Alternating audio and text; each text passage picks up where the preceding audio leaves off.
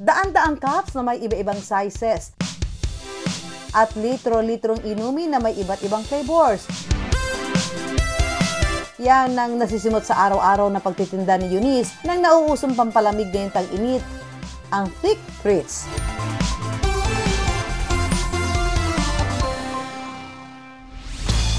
Taro, mais con hielo, ang mga bestseller na chocolate at mango cheesecake, pati ang mga bagong labas na flavor na Biscoff, melon at avocado.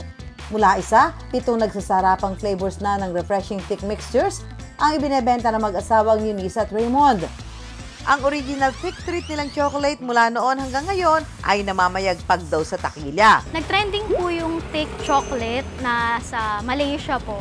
And then after that, trinay namin mag-asawa kung paano siya timplahin. And trinay namin siyang ibenta dito. Ayun, nag-click naman siya.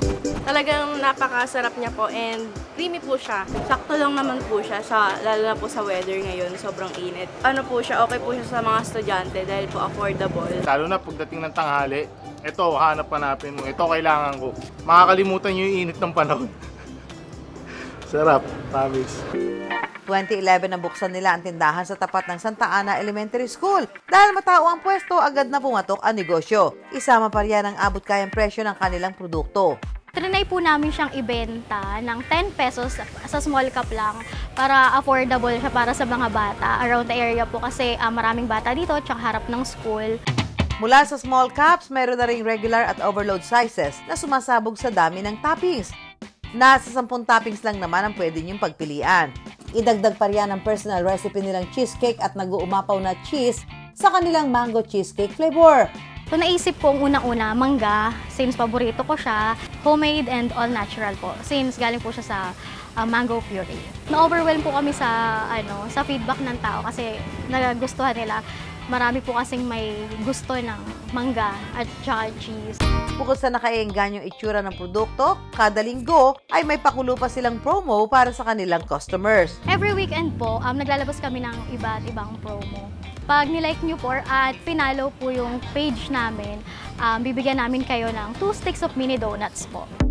Target pang mas palakasin ni Eunice ang kanilang social media pages na malakas ang hatak sa customers.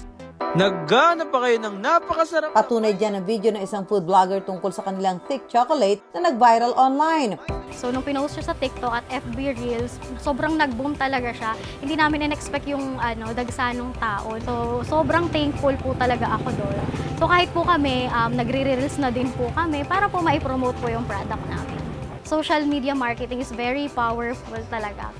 Kasi kahit yung mga nasa malalayo, nalalaman nila, dinadayo ka. Nung pinost siya sa TikTok at FB Reels, sobrang nag-boom talaga siya. Hindi namin in-expect yung dagsanong tao. So, sobrang thankful po talaga ako doon. So, kahit po kami, nagre-reels na din po kami para po ma-promote po yung product namin. Social media marketing is very powerful talaga. Kasi kahit yung mga nasa malalayo, nalalaman nila, dinadayo ka. Dahil dyan, may paandar din tayong #ThickTreatsForAll ngayong umaga. Nandito kami ngayon sa panulukan ng EDSA at Timog sa kanan, East Avenue sa kaliwa, kaya naman talaga napakaingay. So, makikita sa atin ni Eunice at Raymond kung paano gagawin to. Sige, paano ba to? Crush ice po. Pino. Lalagyan natin siya ng gatas po. Ba, mukhang maswerte mga traffic enforcer natin dito ngayon, ha? Tapos? Ito po, tatoppings natin sa ibabaw. Yaw! Tapos, lalagyan natin siya ng fresh mango.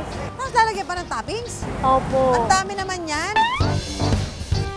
Ready to serve na para matatapon na to eh. Gagawa pa tayo dahil tama-tama napakainit ho ng panahon dito. Sobrang lapot. Ayan, no? Tapos, ganyan.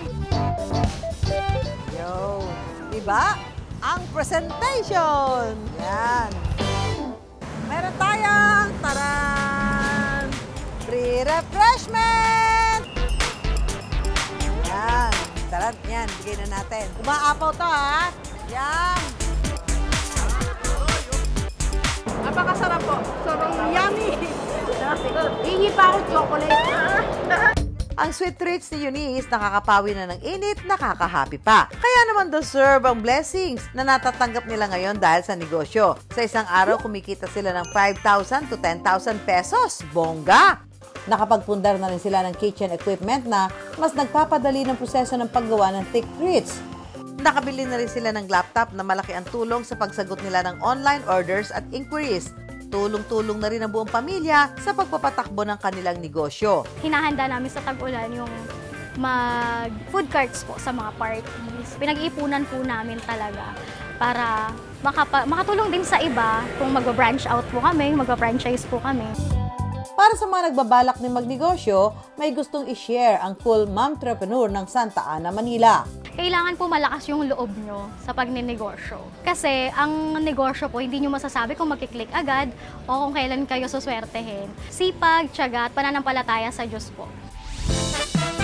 Walang overnight success, bibilang ng panahon bago mapalago ang negosyo. Pero ang susi sa matamis na tagumpay, tagtuyuman o tag-ulan, huwag susuko. Mananatiling nakatayo ang negosyo, anumang panahon ang dumaan.